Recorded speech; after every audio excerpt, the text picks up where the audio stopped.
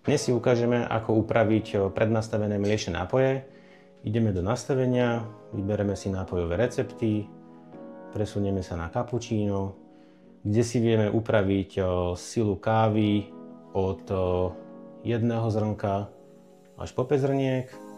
Taktiež si vieme upraviť prípravu samotného nápoja, kde si vieme zvoliť, či nám pôjde najprv mlieko a káva, alebo najprv pôjde káva a potom mlieko, alebo na konci si ešte vieme vybrať, že nám pôjde mlieko aj káva naraz. Ďalej si tu vieme upraviť množstvo kávy, to si vieme upraviť od 20 ml až po 160 ml.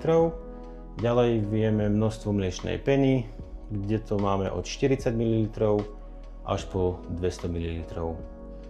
Ďalej si tu vieme nastaviť aj teplotu kávy a teplotu mliečnej peny. Ďalej sa presunieme na kafe latte, kde si taktiež vieme nastaviť intenzitu kávy od 1 do 5. Príprava kávy je tu taktiež rovnaká, kde si vieme nastaviť, že na mlieko a káva pôjde rovnako, teda naraz, alebo najprv pôjde káva a potom mlieko, alebo naopak. Množstvo kávy je tu trošku zmenené, kde si viete nastaviť od 20 ml až po 240 ml. Množstvo mlieka si viete nastaviť od 40 ml do 240 ml. A teplota kávy a teplota mlieka je tu narovnako ako pri cappuccine.